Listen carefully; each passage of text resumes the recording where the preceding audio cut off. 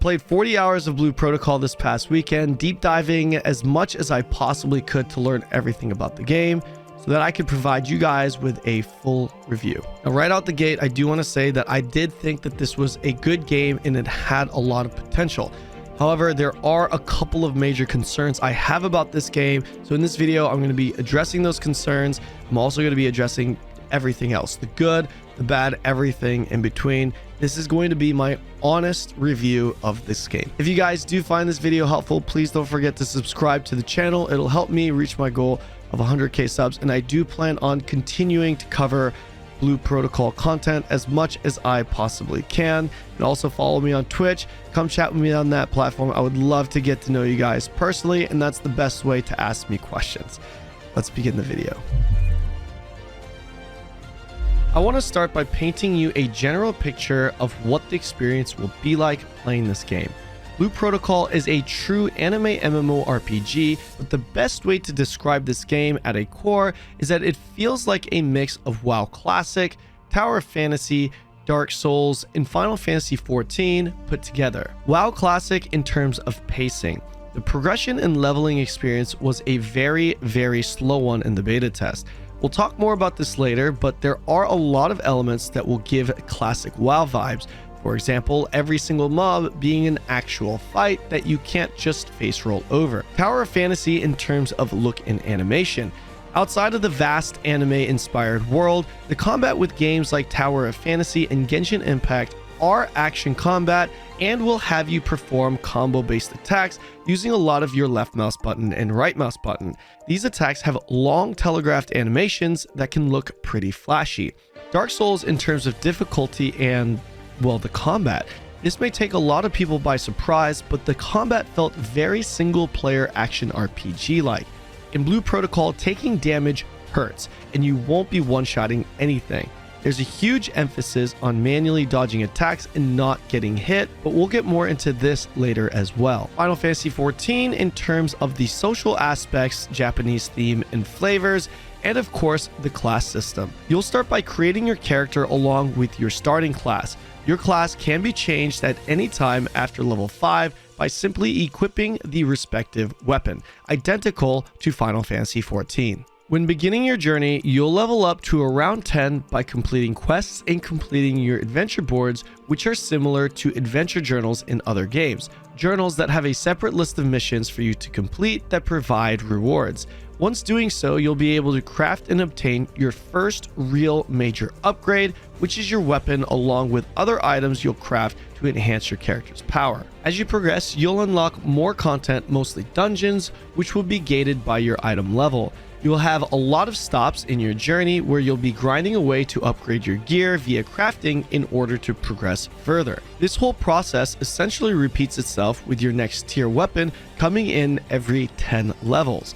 All this while you go through a pretty good anime storyline that seems to be pretty epic, especially since a lot of the scores are from the same guy that did the music for Attack on Titan. Upon hitting the level cap, you'll be able to access a variety of dungeons and instances.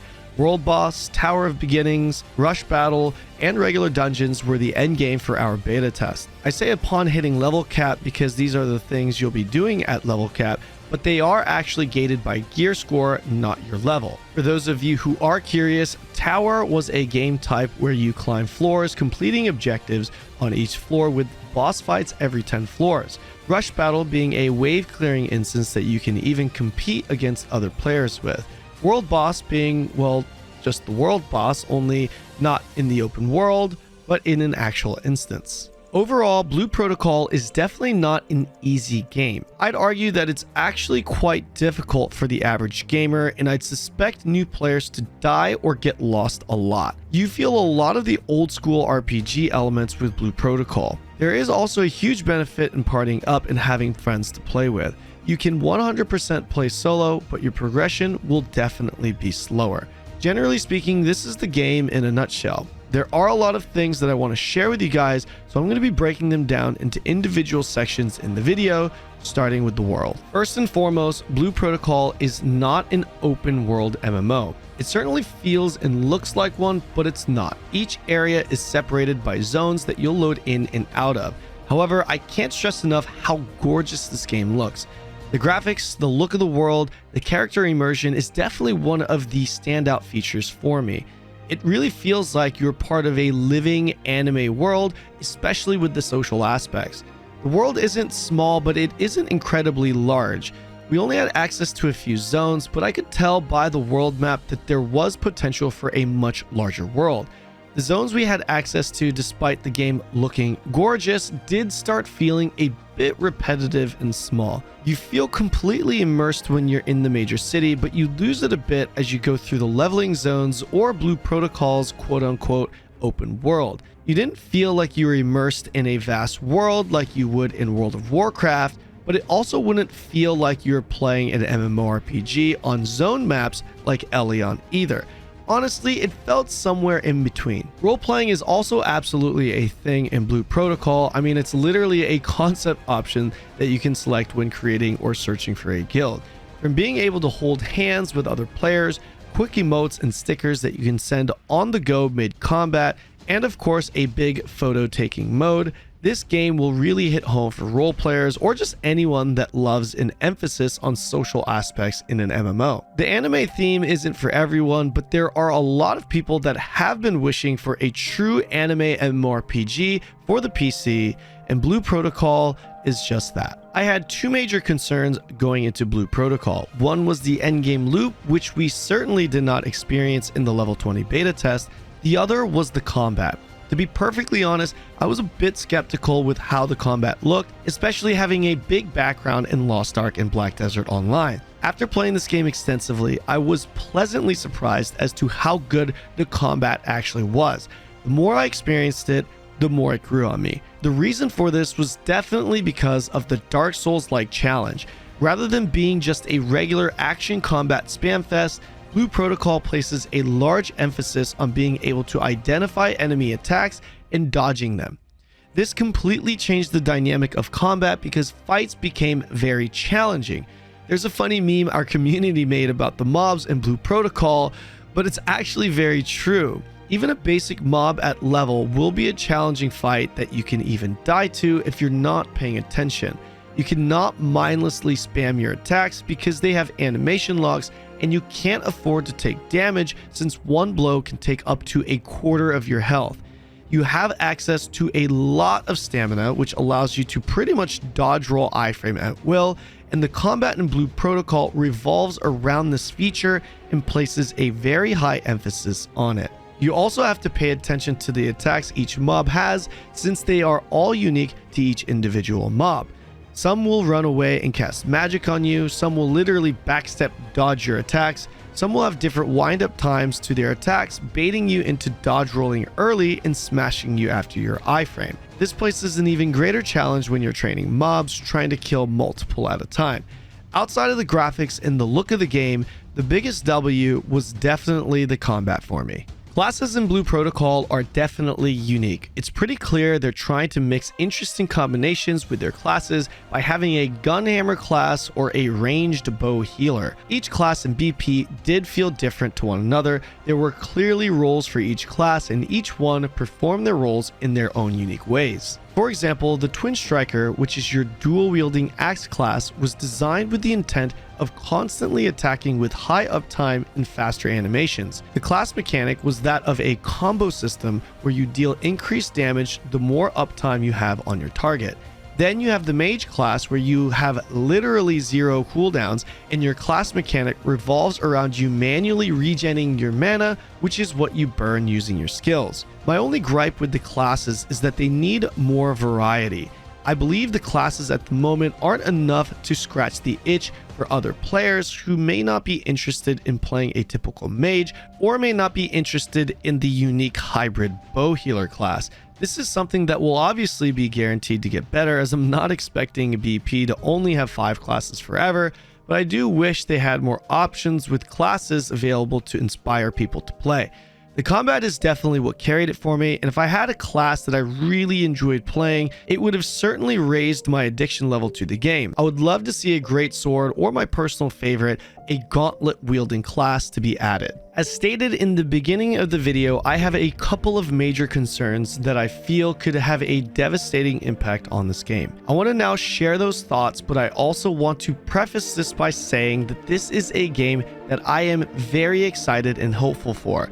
I'm expressing these concerns not as someone that's bashing the game, but as someone who's trying to provide objective information on a video game as a content creator while providing real feedback and sharing his honest opinion. I wish nothing but the best for this game, and I do plan on playing at launch and covering this game extensively. It's a great game with potential, but I feel the following information I'm about to share leaves me questioning whether this game will be a game that lasts the test of time. A lot of the game's success will revolve around its endgame, which we are yet to see, but the gearing process and itemization for all MMOs is also very important, and we did get a preview as to how that's set up in this beta test.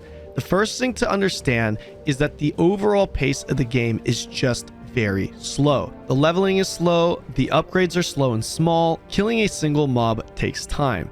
To put things into perspective with an example, there's no passive regen in the game, meaning when you take 3 hits from a mob and you need to heal because you're at 25% HP, you'll have to find an actual campfire to sit and replenish your health at, because pots are extremely expensive and limited until level 10. Of course, this also depends on your class, but in the early game at least, it does slow down progression a bit. You don't have any items that you can consume like food and WoW that will replenish this health either. You also have to be very careful with what you're spending your gold on, what upgrades you're actually making. Messing these things up may not necessarily ruin your character forever, but it can and will set you back hours. If you're thinking, well, that's only until level 10, know that it currently takes 4 to 10 hours just to hit level 10. I should say, however, after finishing the main story quest line, every quest suddenly gave 10x the experience, allowing the journey to level 20 to be significantly faster. I'm not sure if this was by design or deliberately juiced for the sake of the beta test after finishing the campaign, but I'm inclined to believe it was just juiced for the beta test. I've heard the original alpha test in December was very fast in terms of progression, but the latest version of the game showcases an extremely slow one. In fact, it's probably the slowest MMO I've ever played, including Classic WoW. However, slow doesn't necessarily mean bad. There's a reason why Classic WoW is one of the all-time greats. The concern for me is more so the substance in that slow journey. In Blue Protocol, you have your main campaign quest, your side quests, your adventure boards, and dungeons. When you progress through your main campaign, you will hit walls with your gear score, forcing you to focus on your adventure boards. Main story campaign and side quests do not provide you with anything other than experience and gold. The gold currency, by the way, is called Luna. Dungeons can provide experience, gold, weapon mats, and something called plugins, which we'll talk about in a bit. Starting with the dungeons, to be perfectly honest, I would say my experience with what was available was just mediocre. The dungeon experience wasn't bad, but it got pretty stale and started to feel a little bit spammy relatively quick. I will say though, you shouldn't look too much into this because these are just level 10 to level 20 instances. Next, we have the adventure board, which is essentially an adventurer's journal with a series of missions that you'll complete for rewards, specifically gear recipes and crafting mats. This is your main form of progression in regards to your actual character power.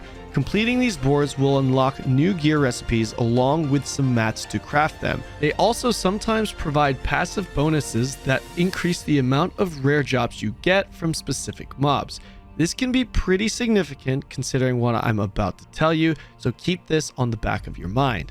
All gear is crafted via an NPC in Blue Protocol.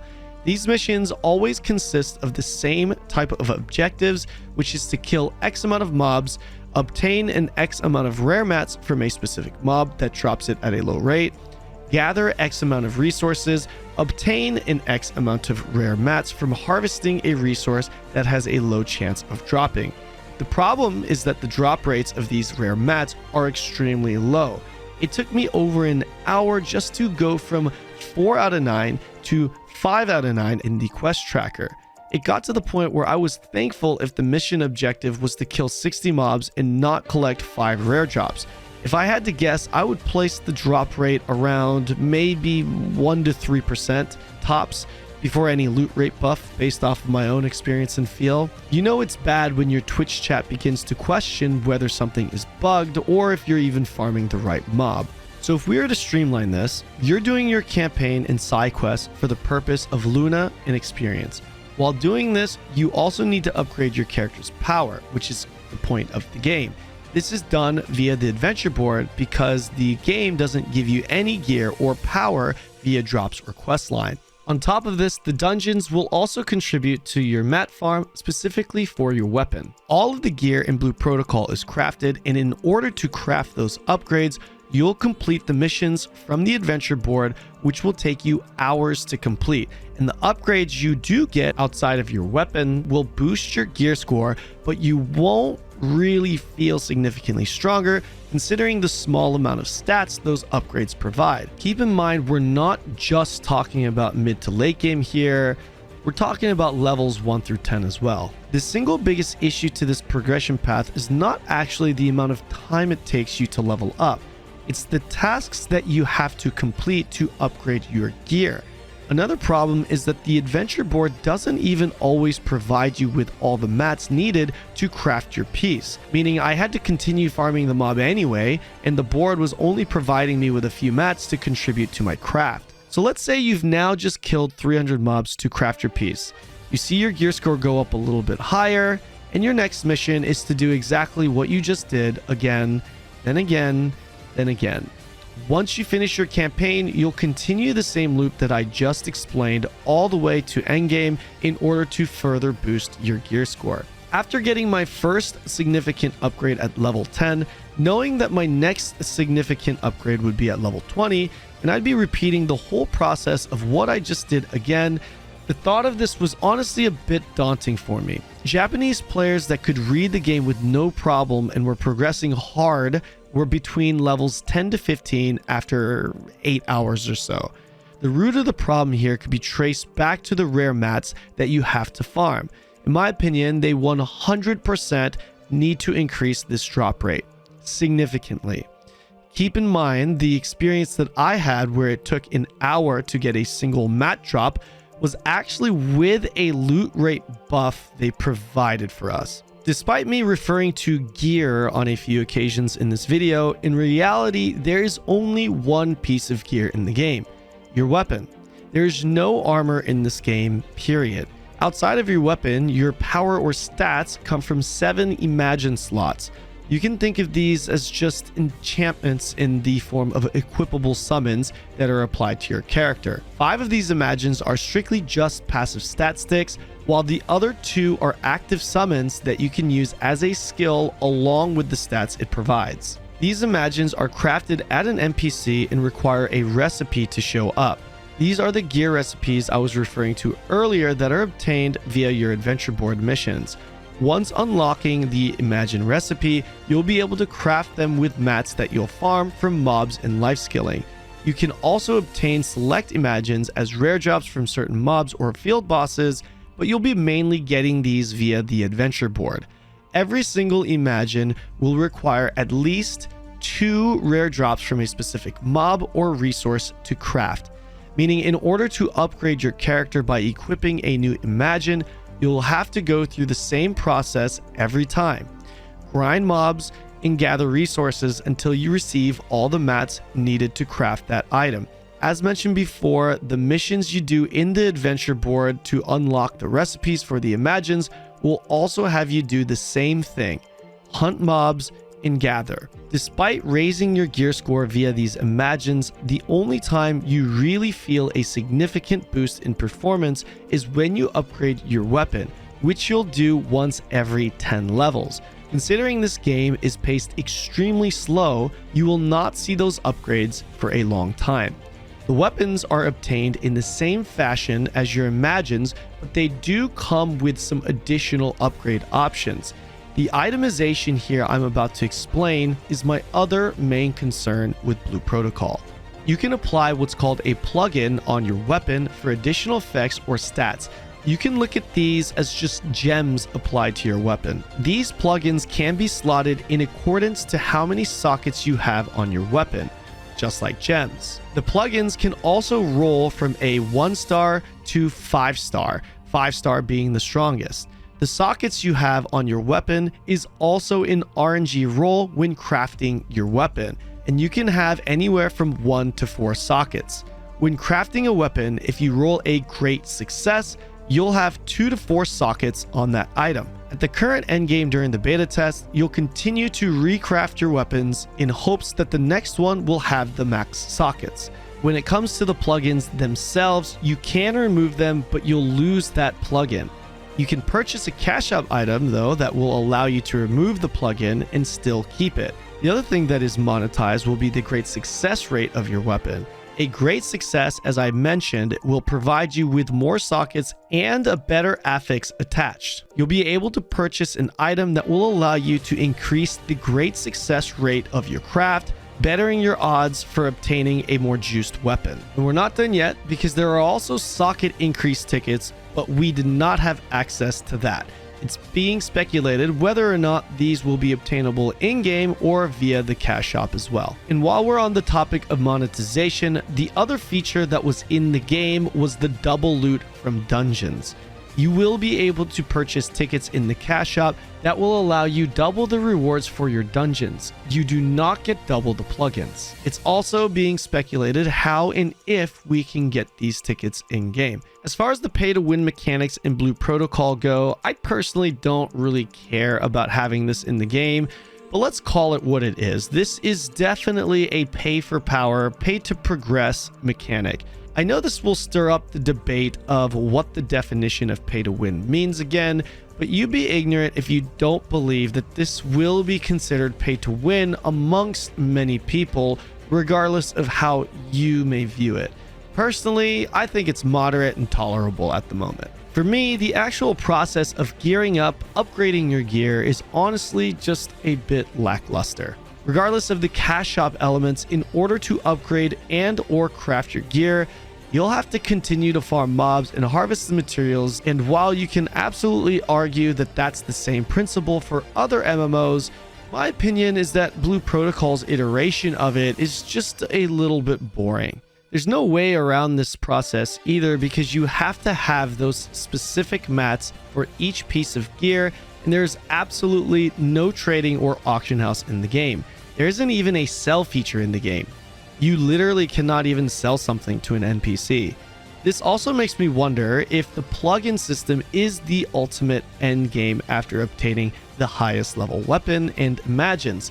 This in itself would be an issue for me because having an end game around what are essentially just gems seems very bland and unappealing from a gearing perspective. If nothing changes, the majority of your gameplay in Blue Protocol will consist of joining farm groups for whatever mob you need to be farming, or running around a zone for a long period of time harvesting resources. Also assuming we will have to continue recrafting weapons for better rolls, which certainly could not be the case by the way, then dungeons would also be in the mix of things to grind. Now upon hitting level 50, a lot could change.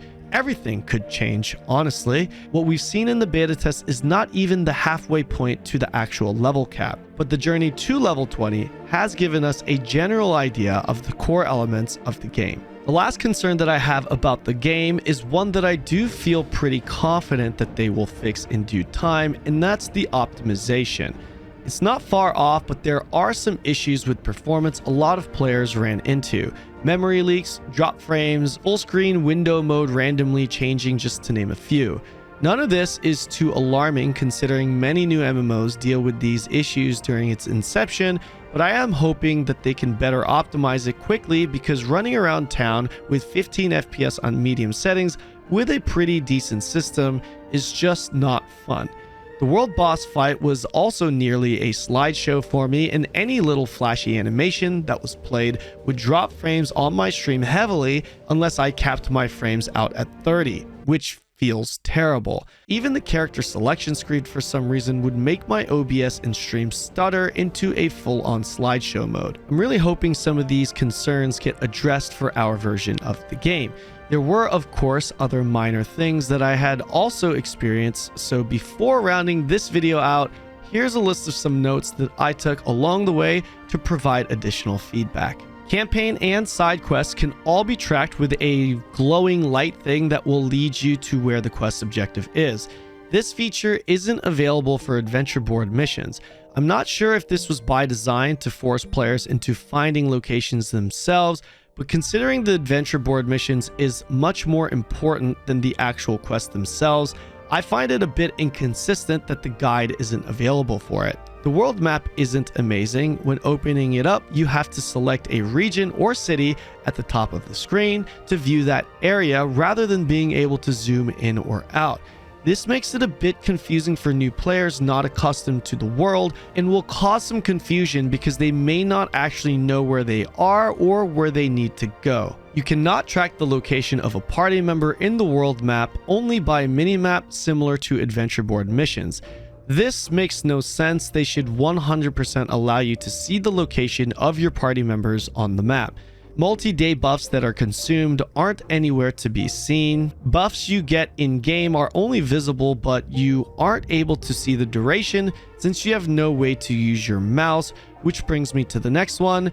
Not being able to pull up the mouse cursor to navigate your main HUD feels a bit frustrating at first for an action MMO. Main story campaign cutscenes and dialogue are completely skippable, but side quests are not. Side quest dialogue you can only fast forward for whatever reason. And finally, with no passive health regen and very punishing mob damage, I feel to help brand new players in the first few levels, provide them with extra pots to help ease them into the game. Dying constantly in the beginning of the game would not make for a great experience for new players, especially since you respawn back in with a weakness debuff and only 50% of your HP. Expecting new players to find a campfire to regain their HP at the beginning of the game is a bit too much in my opinion. 99% of the players won't even know there is a campfire that exists to begin with. Last thing I'm going to say is to remember what every successful game was like during its inception. Every game requires time to become a masterpiece. Blue Protocol is no different. It may have some issues, but it doesn't mean it can't become that staple game. But it can be one over an extended period of time if they have the right team running it. We don't know too much about the team that's running Blue Protocol, and we're certainly not used to getting AAA MMO titles from Japan. Based off of the feedback that they've already given, their communication, just their actions in general, lead me to believe that they do have a pretty good team over there. Ball's in their court. Let's see what they can do with it. Thank you guys so much for watching the video. I hope you guys found it insightful. If you have any other questions, just come find me on Twitch and I can answer your questions there. I'll see you in the next video.